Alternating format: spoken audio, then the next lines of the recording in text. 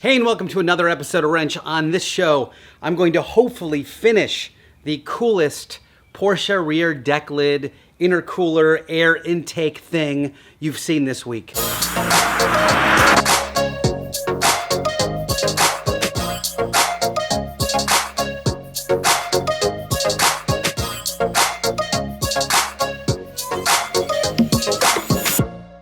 Well, hopefully you watched the last episode. Caleb from Built Official came over and we got to do, to me, one of the coolest mods on this build. You know, I've been looking at these renderings for a year and a half, and to finally get to do something that was in the rendering was super cool. Now, if you followed along, we've got the thing basically skinned and scooped. So it's got the great air scoop shape in the front. And you know, there's a couple cars that have actually done this. The BBI car that just did Pikes Peak has a very similar setup. All the Porsche like GT2, GT3 RSs have an intake like this. And I was inspired by vintage Volkswagens. You know how like if you see an old Bug, sometimes they have like a standoff where the rear deck lid is up a couple of inches and it allows air to flow into the air-cooled engine. This is very similar to that, except I'm putting an intercooler at the top instead of an air-cooled engine. So the first thing I'm gonna do is try to add some structure to the form so it stays bowed properly and it's under tension. And to do that, I've got this 1/2-inch piece of flat steel and I'm gonna bend it and hopefully keep a little bit of tension in it like this before I weld it to the inside. So let me walk you through the current setup here. This is the deck lid on the car at the moment, and it looks awesome. What I want to do though is I want to make sure that the deck lid itself has a nice dome to it. It's pretty easy for this middle part to kind of have a divot in the middle, especially when you weld. So the first thing I want to do is kind of work on this inner structure here and see if I can get the entire thing to rise up a little bit. So that means this thing in the back here and this thing in the front, if I can get this whole thing to go and bow up a little bit. Either way, I want to flip this thing over and see what my options are in terms of removing this inner skin. I may not want to remove a ton because I might need to hold a bracket or something that'll hold the intercooler. I don't know yet.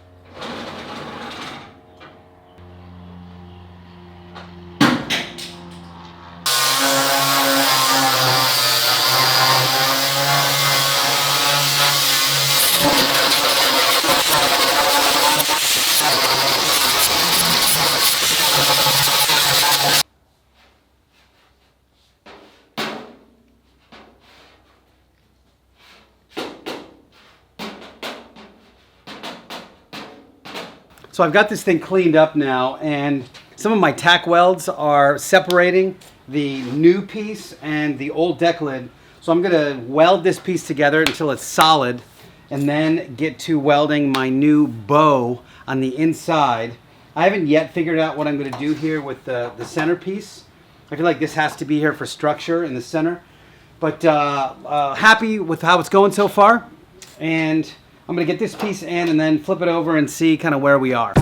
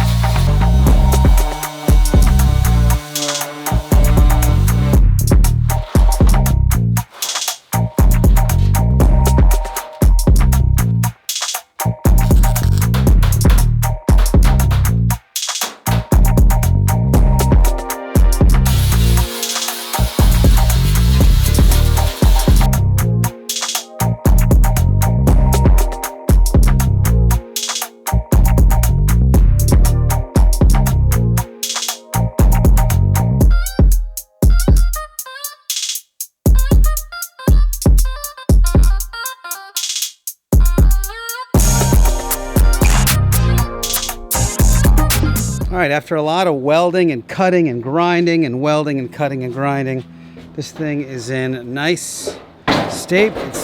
It's quite solid. And what I'm gonna do here is I left some of this inner structure here. I'm gonna create a structure to attach my new rib to the existing structure here.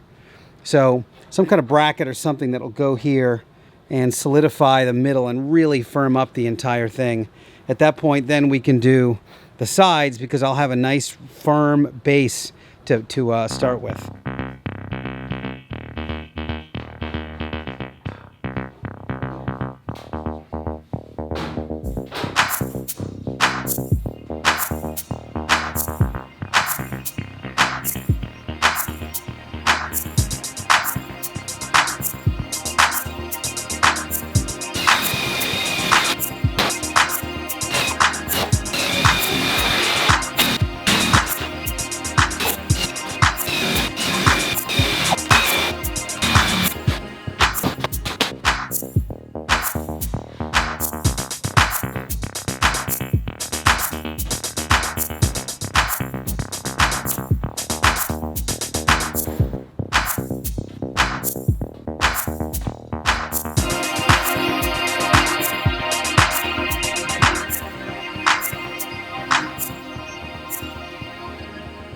So you guys saw I used the Porsche door, at least this section of it, as an anvil essentially to roll this over.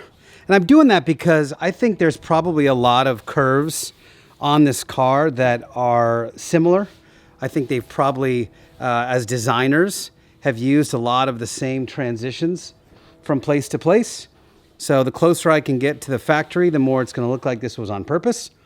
So what I did is I established a rough center point that I wanted the bend to be on, and then I just worked the bend down.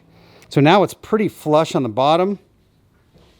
I've got engagement here to my spline that I built, and then this thing's tight along the rod that's in the front. So this actually looks really good. It actually feels really good too.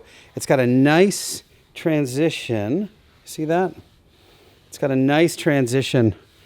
So now I'm going to try to duplicate it on the other side.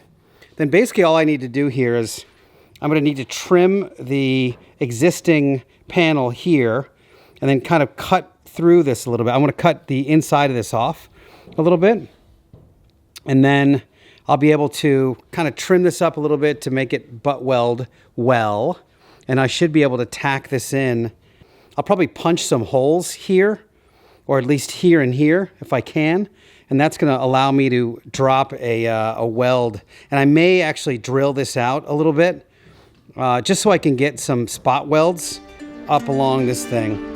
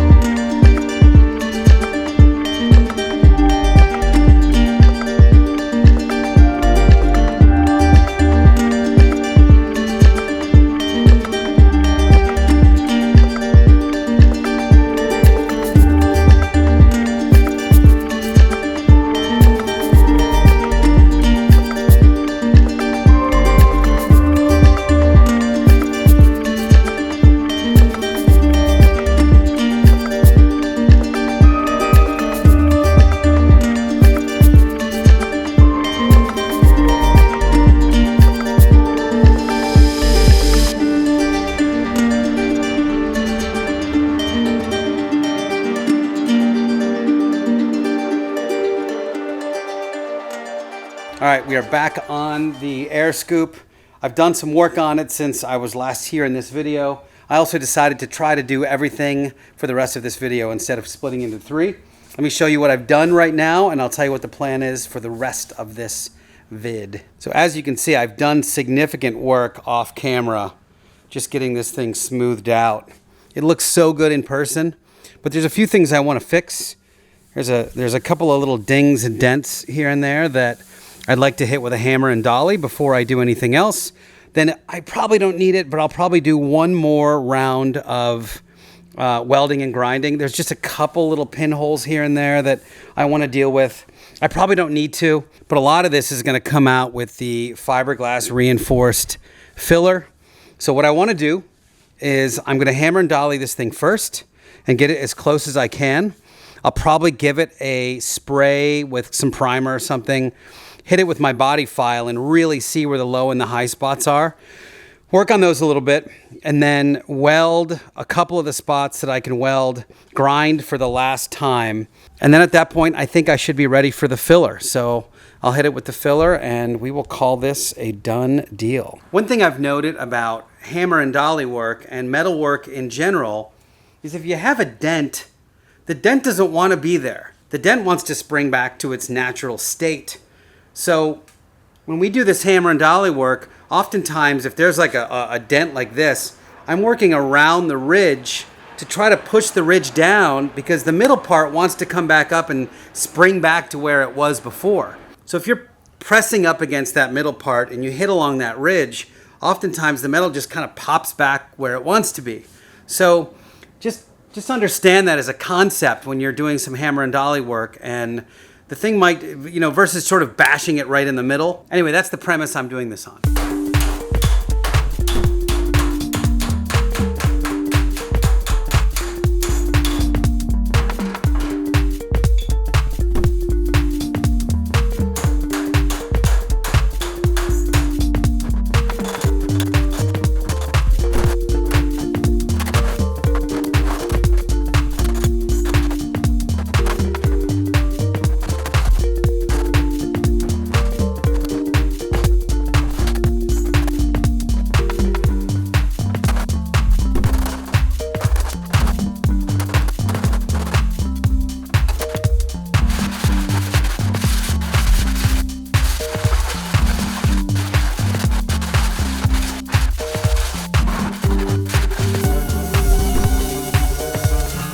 All right, after a little hammer and dolly and some sanding, we are really close. This is going to smooth out really well with a little bit of filler. And I'm stoked to put it in there and see how it looks. Two things I want to mention. Number one, if you'd like to support the channel, and I would love for you to do that, just go to rennch.com/high5. You can see any number of options on how you might support the show. One of them being an Amazon wish list. So I've put a few items on my wish list, things that I desperately need for this build. If you are kind enough to do that, I appreciate it in advance. For those of you, and there have been a lot of you, that have donated to the cause, and I get a knock on my door and Amazon shows up with a cool bit that I need. Thank you, thank you, thank you. Secondly, last year I interviewed Ant Anstead for my podcast, and we talked about how this, our garage, is our respite. This is our fortress of solitude, if you will.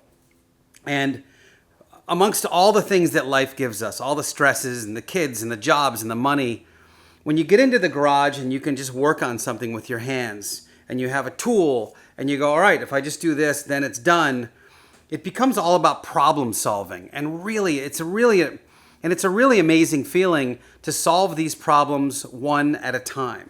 So if you're intimidated about doing projects like this is probably 20 hours of work to get to this point. But as you saw in the last video, it's very incremental. We just had an idea and we started with the idea and then built and built and built. So don't be too intimidated by projects you might have, whether it's changing a clutch or changing your oil or doing your valves or whatever you got to do. If you need a tool, get the tool because you're a hobbyist. You will need that tool in the future. Tools are one of those things that are like impossible not to justify. You will definitely use that thing over and over again. If it's a specialty tool, know that all of the AutoZones and O'Reilly's rent out specific tools. Otherwise, as you know, go to Harbor Freight or whatever you got to do. Anyway, hope you enjoyed this so far. I'm going to do one more round of welding and grinding right now, and then hopefully get the fiberglass filler in there to finish this thing off.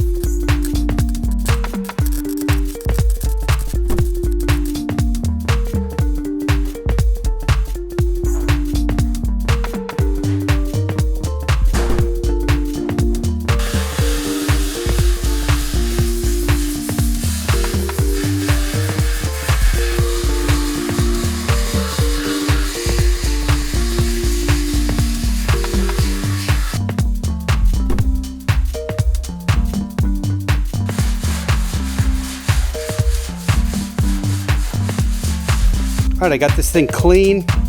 I've gotten this edge as straight as I can. And I'm gonna hit this thing with a little bit of filler.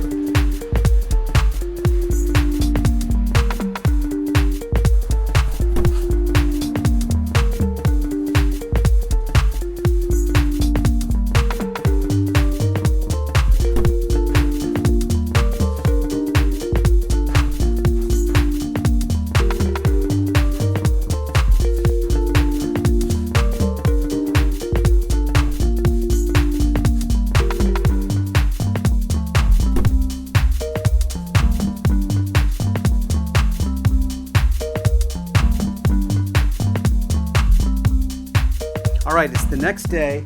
This thing is dry. I'm gonna hit it with some 40 grit and smooth it out. And then I'm gonna do another round of the fiberglass reinforced filler without any dilution. Remember that this first round is really just meant to kind of fill in the weld areas. Now I'm gonna do a little more on the edges and some of the spots where I can make sure I have a little bit of structure so I can get some nice shot lines. Then I will coat it in the Evercoat Z-Grip and hopefully get a perfectly smooth finish.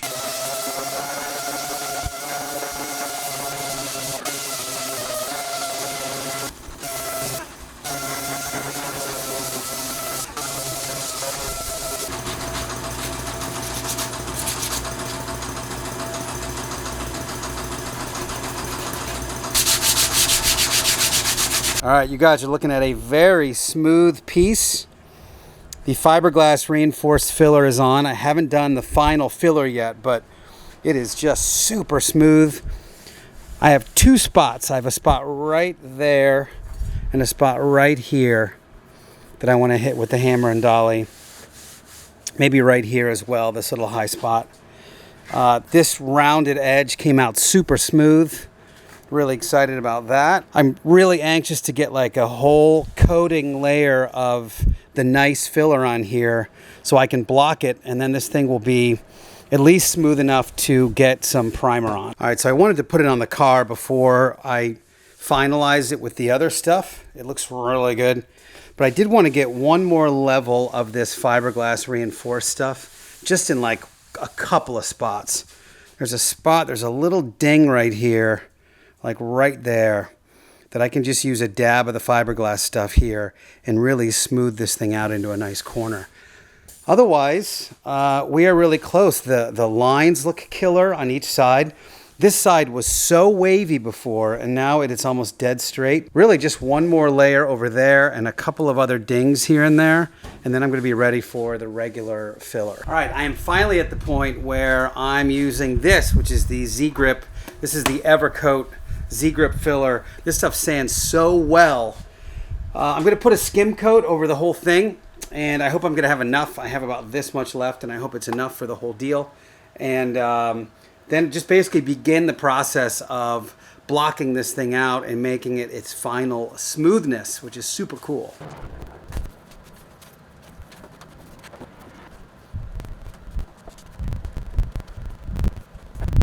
So this is really the first chance I've gotten to see how it looks and how, if there's any dents or anything, and it looks really good.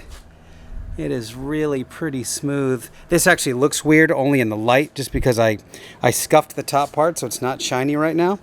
So this thing's gonna dry entirely, and I'm gonna start working it probably first with the 80 grit just to knock the top stuff off, and then I'm gonna start blocking it out, cross-hatching, and really trying to get this thing as smooth as possible. Probably gonna start doing some guide coat after this first coat, and probably will need one more layer of the filler after most of this stuff is sanded off, and we should be good to go. We should have a part.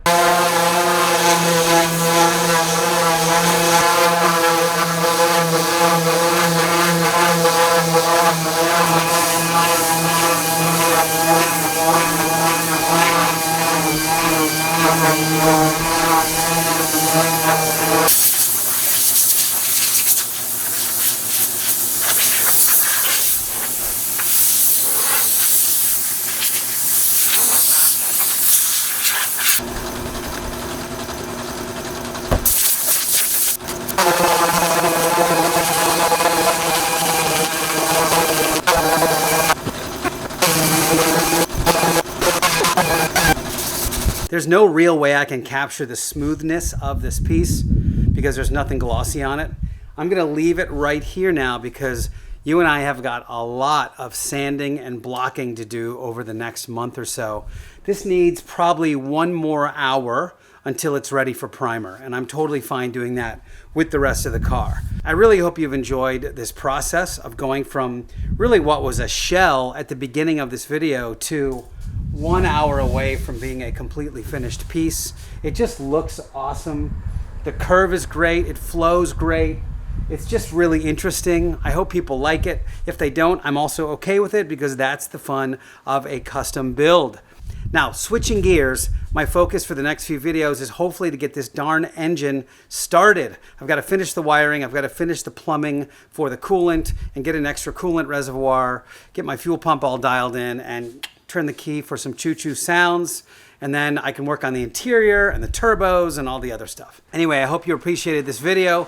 Hope you appreciated all the work that just went into making this thing. In reality, it took about a week.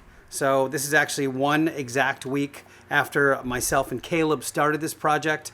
And I worked on it a few hours a day during the course of the week. So I hope you dug watching it as much as I did making it. Time to get a drink. We'll see you next time.